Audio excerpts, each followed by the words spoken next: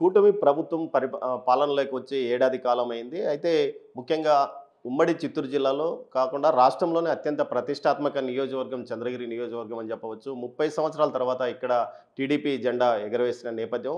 ప్రస్తుతం పులివర్తి నాని 30 సంవత్సరాల తర్వాత ఇక్కడి నుంచి ప్రాతినిధ్యం వహిస్తున్న పరిస్థితి. అయితే అత్యంత వివాదాస్పదంగా గతంలో జరిగిన పరిపాలన కొనసాగిందనే విమర్శలు వస్తున్న నేపథ్యంలో ప్రస్తుతం ఈ ఏడాది కాలంలో ఎలాంటి అభివృద్ధి కార్యక్రమాలు చేపట్టారు? ముఖ్యంగా ప్రజలకు ఏ విధంగా అభివృద్ధి పథకాలు తీసుకెళ్లారు అనే అంశం పైన మనతో మాట్లాడడానికి పులివర్తి నాని గారు ఉన్నారు. ఆయన అడిగి మరిన్ని విషయాలు తెలుసుకుందాం. సార్ చెప్పండి, ఎలా కొనసాగింది మీకు ఏడాది పాలన?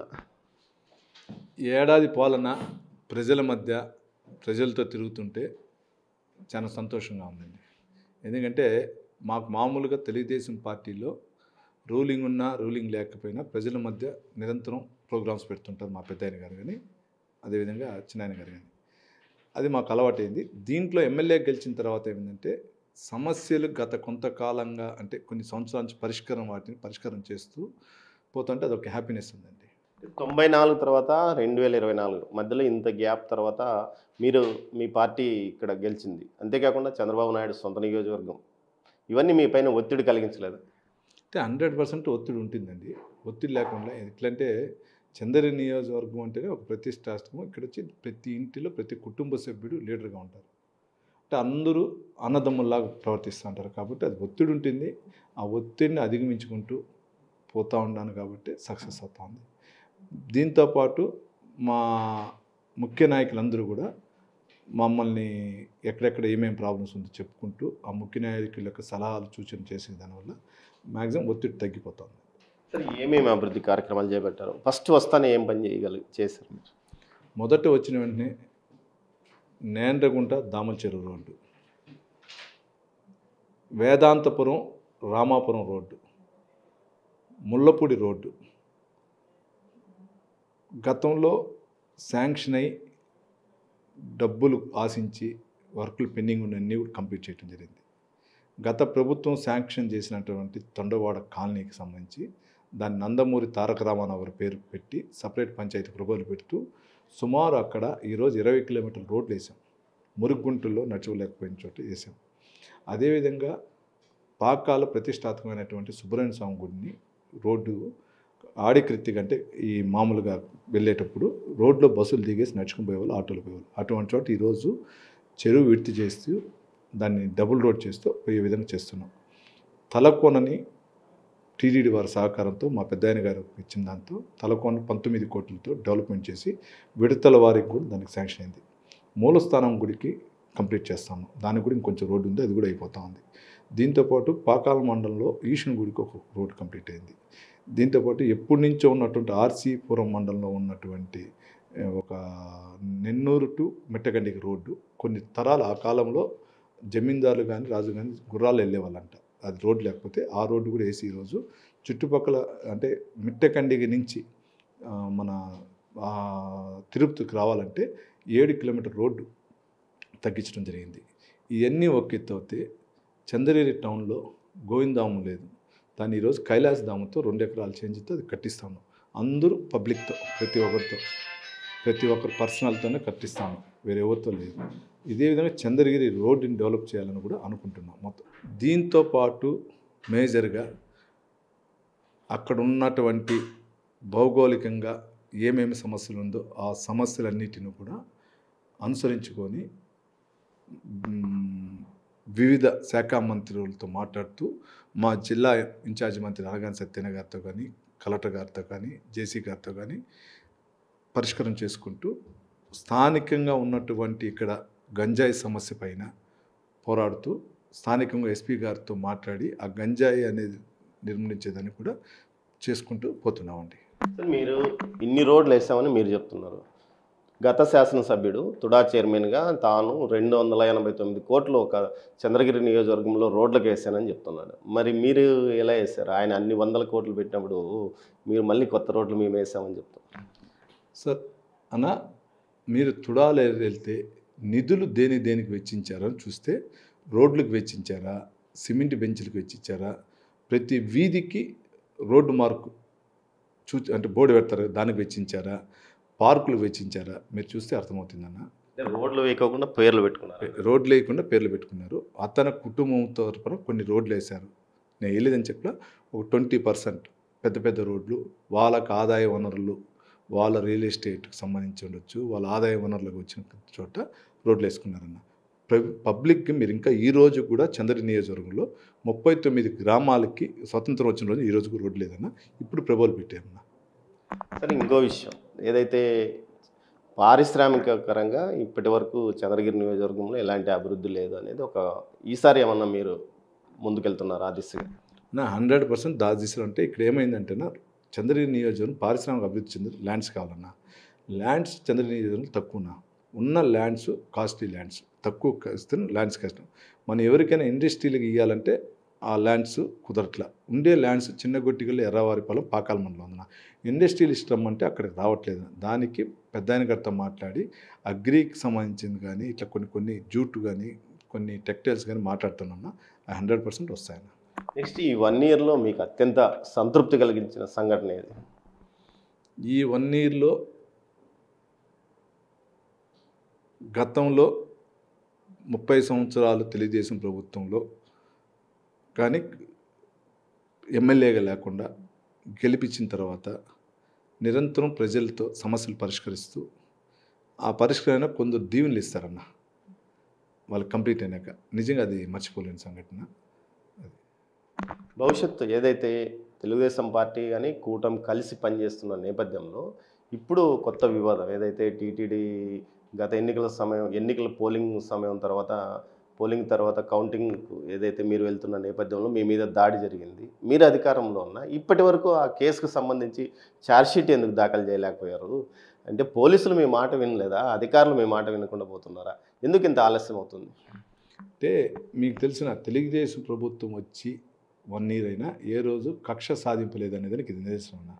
మీరే చెప్పారు నా పైన దాడి చేసింది మే నెల 14వ తారీఖు. అంటే ఈ రోజుకి 1 సంవత్సరం 25 రోజులు 26 రోజులు అయిందన్న. నాకు తెలిసి రేపు 14 వస్తే 2 months అవుతుంది. మేము ప్రెజర్ చేసి ఉంటే ఎప్పుడో ఛార్జ్ షీట్ వేసి ఉంటారు. కక్ష సాధింపు లేకుండా చట్టం దాని పని చేసుకుంటూ న్యాయ వ్యవస్థ పైన కానీ పోలీస్ అధికారుల పైన మాకు విశ్వాసం ఉంది కాబట్టి ఎక్కడ ఒత్తిడి చేయలేదన్న. వాళ్ళు చేస్తారన్న నమ్మకం ఈరోజు ఉందన్న. అధికారులు మాట ఏంటంటే మేము ఎక్కడ ప్రెజర్ కానీ ఎక్కడ కానీ వైసీపీ నాయకుల్ని బాధ పెట్టేది కానీ లేదా ప్రజలను బాధ పెట్టేది అలవాటు మాకు లేదన్న. ఎక్కడైతే రౌడీజం జరిగితే అక్కడ మేము కంపల్సరీ అడ్డుకునేది అనుకుంటాం. ఎక్కడైతే ప్రజల్ని ఇబ్బంది పెడితే అక్కడ అడ్డుకునేదానికి మేము ఉంటామన్నా. ఏదైనా నకిలీ ఓటర్ల జాబితా మీద మీరు సిఐడికి కంప్లైంట్ చేశారు, విచారణ జరుగుతుంది. అదేవిధంగా తుడాలో అక్రమాలపైన ఫిర్యాదు చేశారు, విచారణ జరుగుతుంది. అంటే ఈ విచారణ ఇంకా ఎంతకాలం కొనసాగుతుంది అనుకుంటున్నారు? దీంట్లో ఫుల్ ప్లెడ్జ్గా రిజల్ట్ వస్తుందా, లేకపోతే కేవలం అధికారులు బలి అవుతారా, వెనకుండే పాత్రదారులు బలి అవుతారా?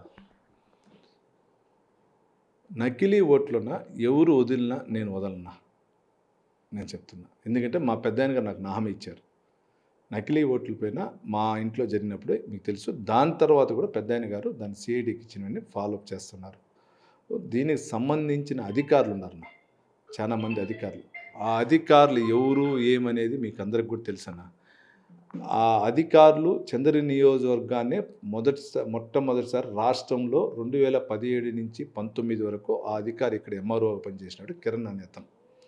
దాని తర్వాత వైసీపీ ప్రభుత్వం వచ్చిన తర్వాత ప్రమోషన్ తెచ్చుకొని కొన్ని రోజులు ఆ రోజున్న శాసనసభ్యుడు దగ్గర పిఆర్ఓ పనిచేశాడు. దాని తర్వాత అతను ఆర్డీఓకి వెళ్ళాడు. అతను కర్మకర్త. రాష్ట్రంలో మొత్తం ఈ ఓటర్కు సంబంధించిన వ్యవస్థ నాశనం అయ్యేదానికి ఫేక్ ఓట్స్ అనేది కర్మకర్త అతనే అన్న. అంతకుముందు ఈ తెలియదు నా చంద్రగిరి నియోజకవర్గంలో అతను చేసిన తర్వాత భాస్కర్ రెడ్డి కనుసనల్లో ఇది రాష్ట్ర వ్యాప్తంగా చేశాడు. ఆ కిరణ్ ఆర్డీఓ ఈరోజు మెప్మా కడప కూడా ఉన్నాడన్న. అక్కడ కూడా ఏం చేస్తున్నాడో మాకు తెలియదు. కాబట్టి ఎక్కడున్న అధికారితో పాటు కొందరు అధికారులు ఉన్నారన్న, వాళ్ళపై నేను పోరాడతాను. ఈ తుడాలో అసలు అక్రమాలు జరగలేదు, అసలు నేను సంతకాలే పెట్టలేదు, సంతకాలు పెట్టిండేది వైస్ చైర్మన్ కార్యదర్శులు ఉంటారు, నేనెందుకు బాధ్యుని అవుతానంటూ కూడా గత మాజీ ఎమ్మెల్యే చెప్తున్న పరిస్థితి. అంటే నా బోర్డుది ఎట్లు పెట్టారో ఏమో నాకు ఐడియా లేదన్నా. కానీ విజిలెన్స్ రిపోర్ట్ ఉంది. విజిలెన్స్ రిపోర్ట్ ప్రకారం ఇప్పుడు జరుగుతుంది కాబట్టి వాళ్ళు జరిగేటప్పుడు మనం దాని గురించి మాట్లాడేది.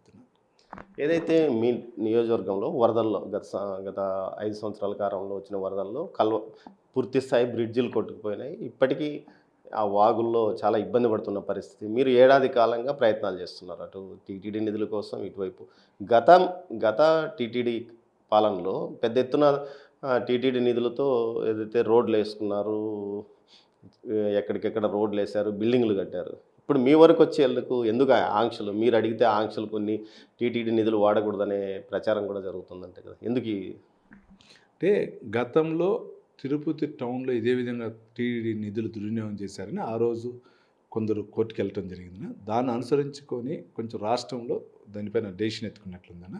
దీంతో పాటు పెద్దాయన గారు ఫస్ట్ ఇవ్వాలనుకున్నా కూడా ఆ రోజు మేము ఇచ్చిన లెటర్ ఇచ్చిన వెంటనే దాని తర్వాత సాక్షి ఛానల్ ద్వారా మాజీ శాసనసభ్యుడు గానీ, అతని మనుషులు గానీ మాకొక రూలా, ఈ రూలా అని చెప్పి అన్ని దాంట్లో స్క్రోలింగ్ చేసినాను. దాని తర్వాత ఇలా మేము అడిగేది తిరుచానూరు అమ్మవారు అక్కడి నుంచి పుడికెళ్తుంది రోడ్డు. అప్లాయగుంట అంటే వెంకటేశ్వర స్వామి గుడికే. అక్కడ నిత్యం భక్తులు వస్తుంటారు. ఆ బ్రిడ్జి పడిపోయి ఈ రోజుకి కొన్ని సంవత్సరాలు అయింది. మా గవర్నమెంట్లో మేము శాంక్షన్ చేసుకుంటాం. కానీ టీటీడీ వారికి ఉంది, దాంట్లో చేయాల్సిన బాధ్యత ఉంది. ఎందుకంటే అమ్మవారు టెంపుల్కి వచ్చేవాళ్ళు అప్లాయగుంట వెంకటే అభయహస్త వెంకటేశ్వర స్వామికి వెళ్ళేవాళ్ళు ఆ రూట్లో వెళ్తారు. చేయాల్సిన బాధ్యత టీటీడీ వారికి ఉంది. మిగిలిన చేయకపోయినా అదంతా చేయాల్సిన బాధ్యత ఉంది. కానీ ఎందుకో వాళ్ళు చేయట్లా. మాకు నమ్మకం, మా పెద్దాయన సీఎం గారు మాకు చేస్తారు నమ్మకం. నేను కంపల్సరీ చేస్తాను. నెక్స్ట్ ఇయర్ అంటే ఇప్పుడు ఒక ఏడాది ముగిసింది. వచ్చే సంవత్సరానికి మీరు ఏం ప్లాన్, ఏ లక్ష్యం పెట్టుకున్నారు? వచ్చే ఏడాదికైనా చంద్రగిరి నియోజకవర్గంలో 80% శ్మశాన వాటికలు, అన్ని కులస్తుల శ్మశాన వాటికలకి కాంపౌండ్ కట్టి రోడ్డు వేసి వాళ్ళకి సౌకర్యాలు కల్పించేది ఎత్తుకున్నా. 100కు 100 చేయలేకపోయినా 80% చేయాలనుకున్నా. దాన్ని వచ్చే సంవత్సరం కంప్లీట్ చేస్తాను. మీకు ఏదైతే ఎమ్మెల్యేగా ఏడాది పాలన మీకు సంతృప్తి ఇచ్చిందా? లేకపోతే ఏదన్నా కార్యకర్తలు రోజు కార్యకర్తలు వచ్చి అవి అడగడం, ఇవి అడగడం, ఇవన్నీ తలనొప్పిగా ఏమన్నా అనిపించిందా? సంతృప్తి ఇచ్చిందా? తలనొప్పిగా మారిందా? 100% సంతృప్తి ఇచ్చిందన్న. కార్యకర్తలు అనేది మన కుటుంబ సభ్యులు. వాళ్ళు రక్తం దారపోసి మమ్మల్ని గెలిపించారు. మన ఇంట్లో కూడా అన్నదమ్ములు ఉంటాం. దేనికో దానికి కొవ్వొట్టాడుకుంటాం. మళ్ళీ సాయంత్రానికి అందరూ ఒకటవుతాం. కార్యకర్త నా పైన కోప్పడినా మళ్ళీ సాయంకాలం అయితే నాతో ఉండేవాళ్ళు వాళ్ళు. అదే కుటుంబ సమస్య కాబట్టి దాన్ని నాకు అసలు లెక్క లేదు. వాళ్ళ నా అన్నదమ్ములు ఎప్పుడు 30 ఏళ్ళ చరిత్రను తిరగరాసి ఇచ్చినారు. వాళ్ళు నాతో కొట్లాడొచ్చు, ఇంట్లో ఎంతైనా ఫైట్ చేయాలి, వాళ్ళకి అధికారం ఉంది. నాకు అది సమస్యే కదా, అది కుటుంబ సమస్యనా. కానీ చంద్రగిరి నియోజకవర్గంలో అది చాలా మైనర్ అన్న. చిన్న చిన్న ట్రాన్స్ఫర్లు కానీ, వైసీపీలో పనిచేసిన అధికారులు ఇంకా కొన్ని చోట్ల మార్చలేనిది కానీ ఇటువంటి చిన్న చిన్నవి ఉన్నాయన్న. అవన్నీ ప్రాబ్లం లేదన్న. ఏడాది కాలంలో ఎమ్మెల్యేగా తన పనితీరు తనకు సంతృప్తి ఇచ్చినప్పటికీ ఇంకా కొన్ని అభివృద్ధి కార్యక్రమాలు చేయాల్సిన అవసరం ఉంది. అందుకే సంవత్సరానికి సంవత్సరము ఏదైతే చిన్న చిన్న లక్ష్యాలనే టార్గెట్గా పెట్టుకొని పూర్తి స్థాయిలో నియోజకవర్గాన్ని అభివృద్ధి చేస్తాను, పూర్తి స్థాయిలో చేయకపోయినా వచ్చే ఏడాదికి 80% అభివృద్ధి కార్యక్రమాలు పూర్తి చేయడానికి సిద్ధంగా ఉన్నాను. మరోవైపు నకిలీ ఓటర్ల జాబితా కేసు విషయం తాను వదిలిపెట్టనని, ఎట్టి పరిస్థితుల్లోనూ దోషులకు శిక్ష పడే విధంగా చర్యలు తీసుకుంటాను. తుడాలో విజిలెన్స్ విచారణ జరుగుతుంది. గత పాలకులు చేసిన తప్పిదాలకు ఖచ్చితంగా శిక్ష అనుభవిస్తారంటూ ఏదైతే చంద్రగిరి ఎమ్మెల్యే పులివర్తి నాని అంటున్నారో, మరోవైపు ఏదైతే గతంలో రహదారుల నిర్మాణం పేరుతో రహదారులు వేయకుండా కేవలం రహదారులకు పేర్లు మాత్రమే పెట్టుకొని కోట్లాది రూపాయల నిధులు దుర్వినియోగం చేశారని, అలాంటి వారికి కూడా ఖచ్చితంగా శిక్ష పడుతుందని, తాను వచ్చినప్పటి నుంచి ఇప్పటి వరకు రహదారుల మరమ్మతుతో పాటు అనేక ప్రాంతాలకు రహదారులు లేని ప్రాంతాలకు రహదారులు వేయడం జరిగింది. ఇందుకు ఏదైతే ముఖ్యమంత్రితో పాటు ఏదైతే డిప్యూటీ సీఎం పవన్ కళ్యాణ్ సహకారం కూడా మర్చిపోలేదని ఆయన అంటున్నారు. కెమెరా పర్సన్ పురుషోత్తంతో దామోదర్, చంద్రగిరి నుంచి.